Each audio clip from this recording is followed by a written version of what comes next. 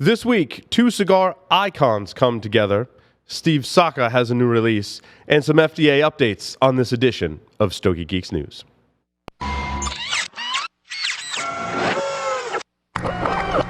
This is a Security Weekly production.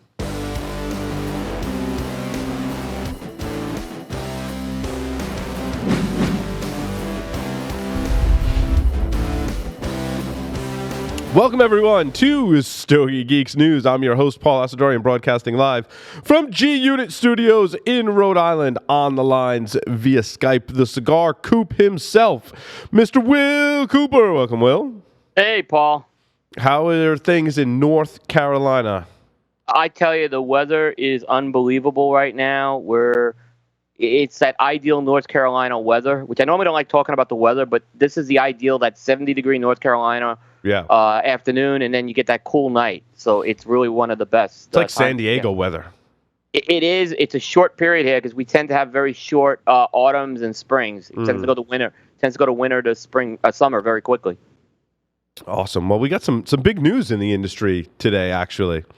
Yeah. The first news item, and the one that's been getting a lot of traction on social media, is that Jose Blanco has joined EP Carrillo. Yeah, and so this is a very interesting story because it's not often you hear someone leave their own company to join another company. But that's pretty much what Jose Blanco has done. He has been named the new Senior Vice President of Sales starting November 1st. Now, Jose Blanco and his wife Emma own Las Cumbres Tobacco. And what's happening with that is he's not shutting the company down. Emma is going to run the company from a day-to-day operations standpoint, but she's going to be running that from Macedonia in Europe. And there's a clear focus that's going to be put on the European market with her there. She's still going to have responsibilities for the U.S. market as well, but no doubt the European market. And Jose and Emma were very forthcoming. This is being driven by FDA. Yeah, I was just going to say, so the people I speak with will fall in a couple of different camps. One of those camps is, well, if FDA puts some kind of fee on all of my lines, that is speculated it could cost them hundreds of thousands of dollars. Right. And a lot of the small manufacturers or small boutique brands are like, yeah, there's no way I can afford that. And understanding a little bit about the business behind it, I can see that. So focusing on Europe is a good strategy, I think, for small boutique brands. And going to work for a larger manufacturer that can, in fact, or has a better chance of being able to absorb those costs and stay in business and still be profitable is another strategy. And it sounds like that's the one that collectively Jose and Emma have chosen. Yeah, and everyone's saying that EP Carrillo is in a similar boat as far as products, but we don't know what their financial situation is, in fairness. And I think Jose, to make a move like this, and I've talked to Jose a lot. And although he gave me no inclination this was happening, I knew his concerns about the FDA. This was the definite calculating move. Now, you look at what EP Carrillo needed. They needed a brand ambassador. Ernesto, great guy, but he's responsibilities in the Dominican Republic. He can only do so many events. What better brand ambassador do you bring in than Jose Blanco? That is like the number one guy out there. And and now with Ernesto with all these new lines, you're gonna see EP Carrillo is gonna be 2017 is gonna be their year.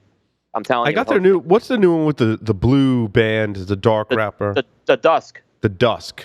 I have some samples of that. Well, not samples, but I bought, I think, 2 of each size as a Robusto and a Toro. I liked it a lot. I just bought them yesterday. I have not smoked them. I picked up a bunch of new stuff, including this Padron 90th Natural that I'm smoking now, which is starting off really, really good.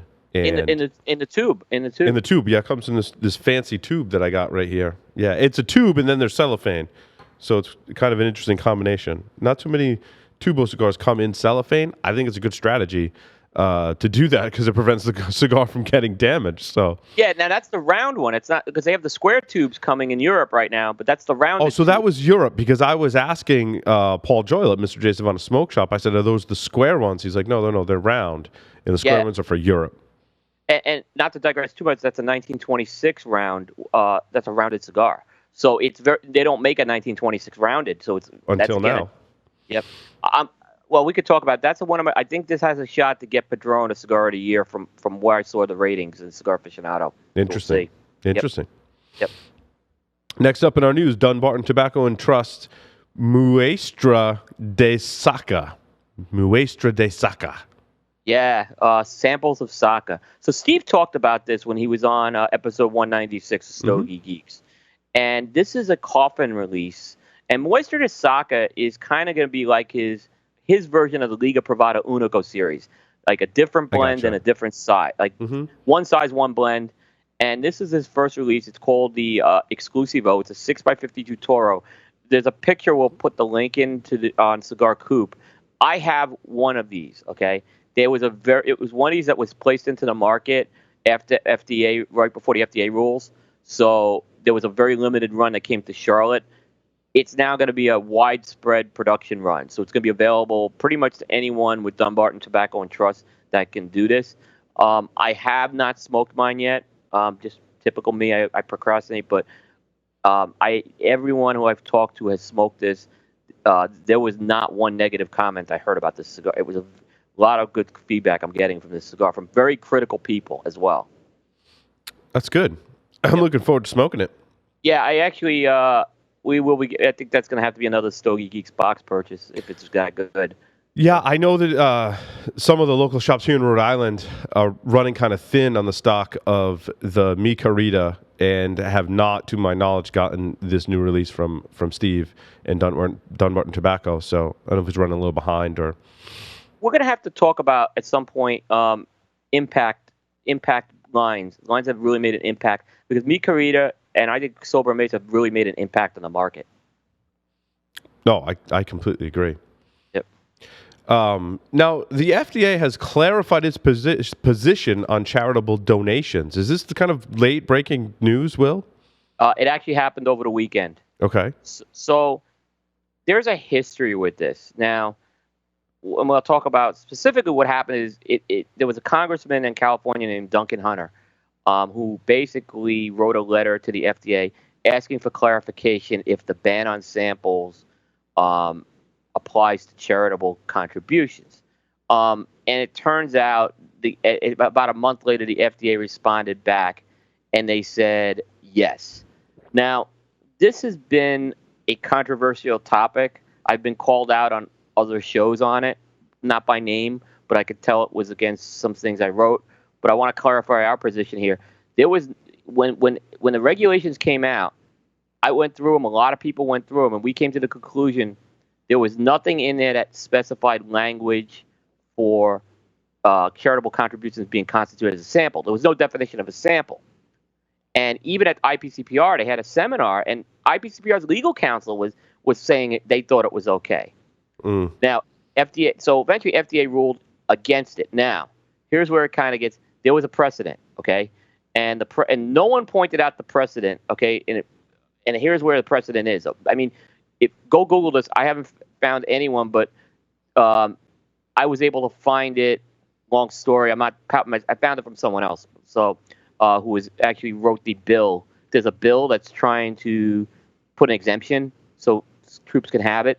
And in the bill, they referenced the Federal Food and Drug Cosmetic Act, which is basically the tobacco regulations are amended to that.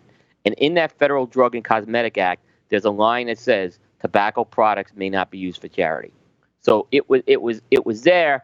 Why no one was able to figure this out over 5 months until this clarification came out, I don't know. But unfortunately, that is the way it is, and now it's going to have to be amended if it's going to be fixed. That's just terrible.